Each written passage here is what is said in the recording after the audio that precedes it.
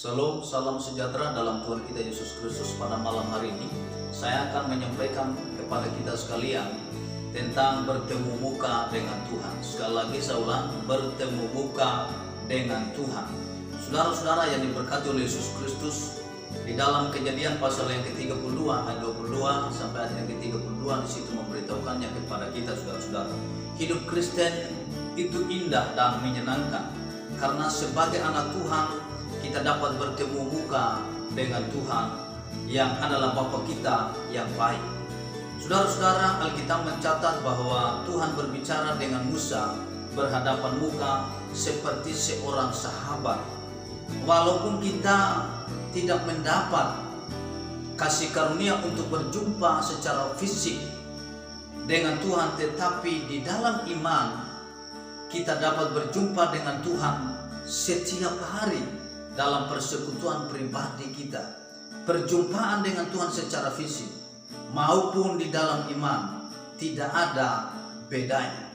Saudara-saudara yang diberkati oleh Yesus Kristus, di dalam 2 Korintus pasal yang ke-5 ayat yang ke-7 di situ memberitahukan kepada kita sekalian, sebab hidup kami ini adalah hidup karena percaya, bukan karena melihat. Pelajaran rohani yang sangat penting yang dapat kita pelajari di dalam peristiwa perjumpaan Yakub dengan Tuhan adalah yang pertama, seorang yang berjumpa dengan Tuhan muka dengan muka, karakternya pasti berubah. Dalam ayat yang ke-27, bertanyalah orang itu kepadanya, siapakah namamu? Sahutnya Yakub.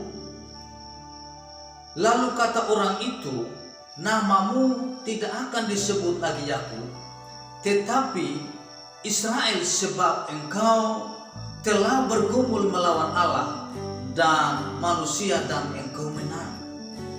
Saudara-saudara yang diberkati oleh Tuhan kita Yesus Kristus, seorang yang berjumpa dengan Tuhan muka dengan muka, karakternya pasti berubah. Nama Yakub berarti penipu, hidupnya tidak lurus.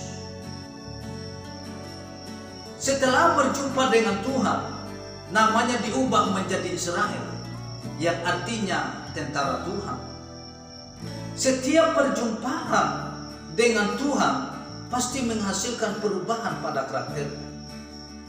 Karena itu ketika orang mengatakan bahwa dia berjumpa dengan Tuhan, tetapi karakternya tidak pernah berubah, perlu dipertanyakan. Karena setiap perjumpaan dengan Tuhan, karakter kita pasti berubah sesuai dengan apa yang dikatakan oleh Tuhan. Yang kedua, perjumpaan dengan Tuhan selalu mendatangkan berkat. Dalam ayat yang ke-26, lalu kata orang itu, biarkanlah aku pergi, karena fajar telah menyingsing. Sahut Yakub, aku tidak akan membiarkan engkau pergi jika engkau tidak memberkati aku. Perjumpaan dengan Tuhan selalu mendatangkan berkat. Berkat Tuhan yaitu jasmani dan rohani. Ciri khas orang yang diberkati Tuhan selalu bersyukur dalam segala perkara, dalam segala situasi yang dihadapi. Itulah orang yang selalu diberkati oleh Tuhan. Menyambut setiap masalah dalam hidup dan mengizinkan Tuhan untuk bekerja mencapai tujuannya dalam hidup kita, dalam hidupnya. Itulah tipe-tipe orang yang selalu berjumpa dengan Tuhan dan mendatangkan berkat bagi ketika menghadapi masalah yang seperti ini. Dia menyambut masalah itu dan mengizinkan Tuhan untuk bekerja mencapai tujuannya di dalam hidup.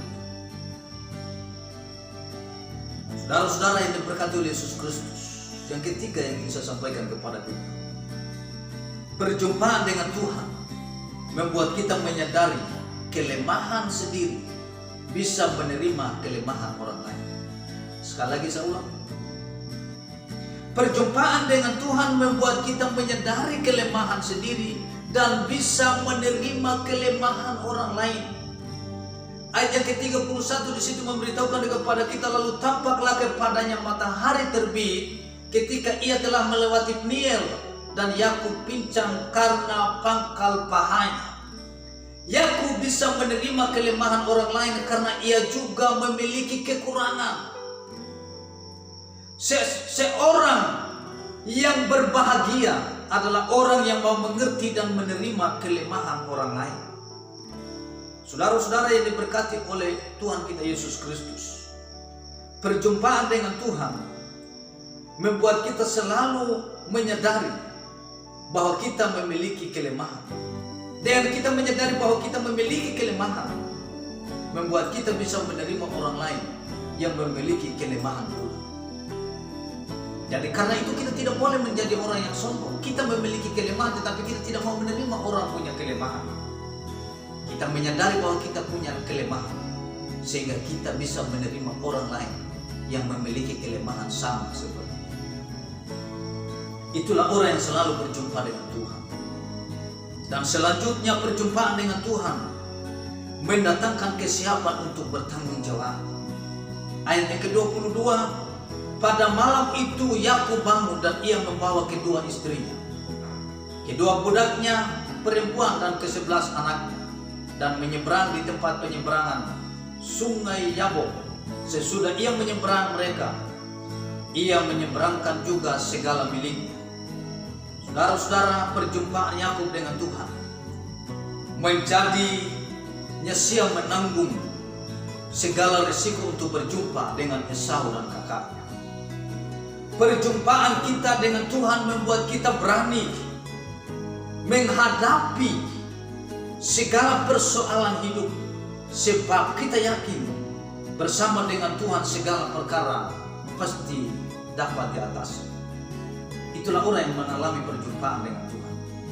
Tetapi kalau hanya sekedar ungkapan Bibli, ungkapan kata-kata, dia berjumpa dengan Tuhan tetapi dia tidak bisa menghadapi masalah di dalam kehidupannya, kecewa, putus asa, lari kepada minum-minuman keras ketika menghadapi masalah.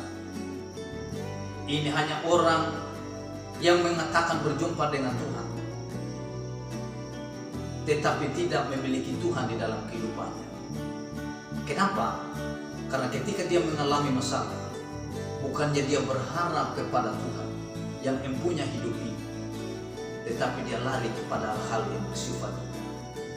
Karena itu saudara-saudara, mari kita ketika engkau mengatakan bahwa engkau pernah berjumpa dengan Tuhan, perjumpaan itulah yang membuat engkau berubah dan semakin menuju kepada kesempurnaan yang Tuhan inginkan di dalam kehidupan kita. Tuhan Yesus memberkati kita sekalian. Shalom.